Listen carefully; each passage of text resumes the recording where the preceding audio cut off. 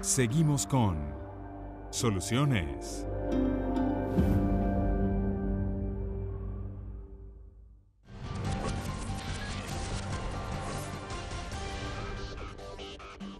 Continuamos con más de Soluciones, hoy 30 de noviembre, conmemorando el Día Internacional de la Lucha contra los Trastornos de la Conducta Alimentaria. Y justamente estábamos conversando en el bloque anterior sobre la anorexia.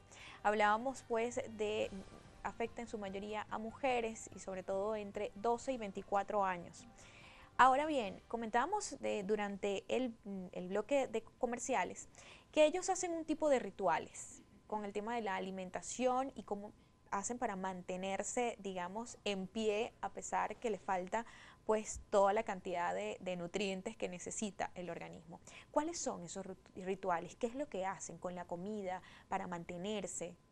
Sí, para evitar comer y para soportar largos periodos de ayuno, estos pacientes son capaces de hacer cualquier cosa con tal de evadir el apetito y desarrollan una capacidad muy buena para poder evitar consumir esos alimentos. Entonces, en muchos casos, para privarse de ellos, pueden llegar a salarlos, pueden llegar a ponerles mucho picante a los platos que se le colocan o que ellos se sirven para que solamente con un par de bocados dejen de consumir los alimentos. Pueden llegar a escupirlos.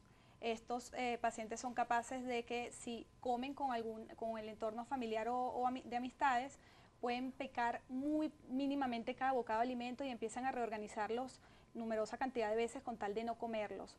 Pueden esconderlos en los bolsillos, pueden esconderlo en las servilletas. Otra de las cosas que suelen hacer es que se comen las servilletas o algún otro tipo de objeto con tal de no consumir alimentos. Pueden solamente desayunar café porque eso les da como una especie de alivio a la hambre matutina y pueden llegar a pasar todo el día únicamente tomando agua. Okay. Son numerosos en ¿Son internet. los únicos líquidos que toman, café, agua? Básicamente tienden a las infusiones, a los cafés, por supuesto sin azúcar, ¿bien? Porque lo caliente genera distensión abdominal y te da la sensación de saciedad. Entonces, obviamente, no sientes hambre, que es lo que ellos buscan, ¿ok? Minimizar esa hambre. Y por eso toman muchos líquidos. Adicionalmente a los rituales que te comentó Karina, ellos pueden bañarse con agua fría para aumentar la termogénesis y lograr bajar de peso. Se pueden agarrar una bañera, le colocan hielo y se bañan con esa agua. Inclusive pueden después regresar al cuarto, a la habitación y meterse en aire acondicionado para aumentar el frío. ¿Cuál es la diferencia en cuanto a consecuencias entre pues una niña de 12, 15, 16 años a una mujer después de 20 años? Fíjate, ¿qué pasa? En los niños de 12 a 18 años están en el periodo de adolescencia, en el periodo de la pubertad y de crecimiento. Por supuesto, si una niña cae en anorexia, pues pone en riesgo su desarrollo y su crecimiento. ¿Qué puede afectar? Que no alcance la talla final adecuada, que haya trastornos hormonales, trastornos endocrinos y dependiendo la severidad puede inclusive encontrarse amenorrea, que es la falta de menstruación. Entonces, realmente para todos su ciclo ovulatorio y de fertilidad, pues aquí también se ve afectado. En contraposición a las personas que ya comienzan un TAC después de los 20 años, que ya han pasado su periodo de pubertad. La supervivencia de estas personas, el nivel de supervivencia, ¿cómo es? Bueno, las estadísticas indican de que alrededor de un 5 o un 25% de los pacientes diagnosticados con anorexia mueren a causa de las complicaciones de una desnutrición severa. ¿Cuánto tiempo puede pasar padeciendo este tipo de trastornos? Sí, estas enfermedades suelen tener un inicio bastante prolongado. Se gestan poco a poco, no es algo que aparece de la noche a la mañana. Vamos viendo cómo el paciente reúne un tipo de conducta inapropiada con la alimentación y poco a poco hacen estas conductas cada vez más permanentes, más presentes y las van cronificando en el tiempo, tanto así que un paciente puede durar 10 y hasta más de 10 años padeciendo de la anorexia. Y un pequeño porcentaje de estas personas que mueren no solamente es de nutrición, sino también a causa del suicidio. que es lo que realmente preocupa más de estas patologías. Las complicaciones de la desnutrición son complicaciones médicas que son capaces de alterar muchos de los tejidos corporales.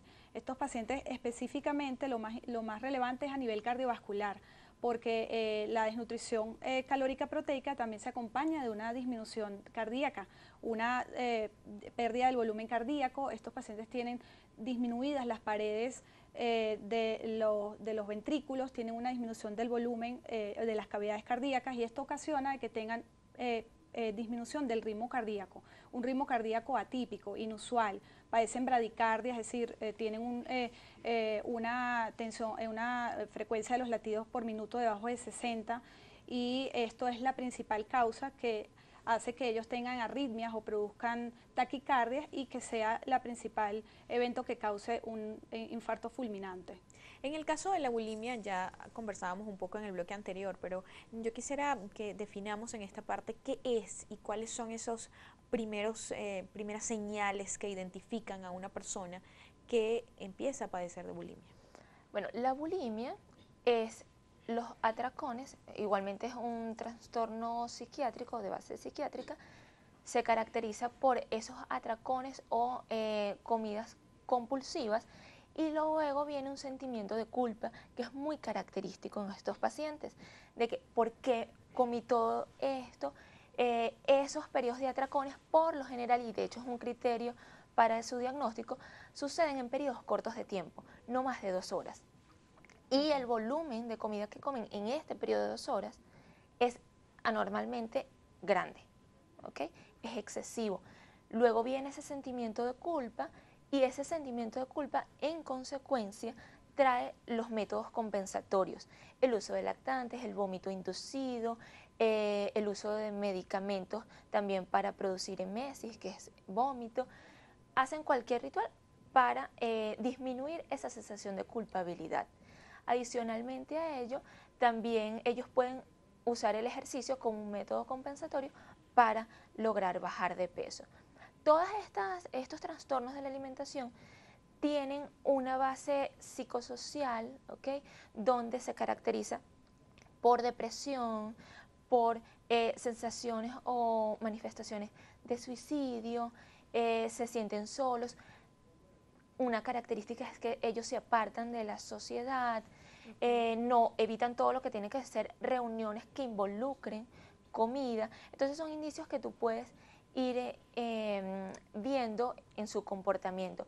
Inclusive hay un signo que es el signo de Russell, muy característico en los pacientes con bulimia, que es quemaduras a nivel de los nudillos y de los dedos. Y esto es por el ácido clorhídrico cuando se introduce en los dedos para inducirse el vómito. Como las pacientes ya conocen esas consecuencias, ¿qué hacen? Se introducen lápices o bolígrafos para que no le aparezca el signo de Russell. Otra característica muy común es que cuando se sonríen, los dientes están desgastados por el mismo efecto del ácido clorhídrico que va disolviendo todo lo que es el esmalte dental. Así es. ¿Cuánto tiempo puede pasar para que aparezcan estos signos? Por ejemplo, esa quemada en los dedos o pues el desgaste en los dientes. ¿Cuánto tiempo debe padecer este trastorno? Sí, por lo general deben transcurrir al menos 6 meses para empezar a ver un deterioro orgánico visible, manifiesto para otras personas. Otra de las cosas importantes que quería agregar con respecto a lo que mencionaba Claret es que se ha demostrado que en el 90% de los casos los anoréxicos y los bulímicos inician estas conductas inapropiadas con la alimentación después de iniciar un plan hipocalórico, y viene dado altamente por toda la gran información que actualmente recibimos, el alto contenido de imágenes y de información que nos bombardean sobre cuerpos perfectos. El hecho de que tengamos que vernos delgados exigen a muchas personas empezar a hacer dietas y a buscar cualquier motivo para lograr la pérdida de peso. Vamos a hacer una pausa, ya regresamos con más en esta parte conversando sobre la bulimia a propósito del Día Internacional de la Lucha contra los Trastornos de la Conducta Alimentaria. Ya volvemos.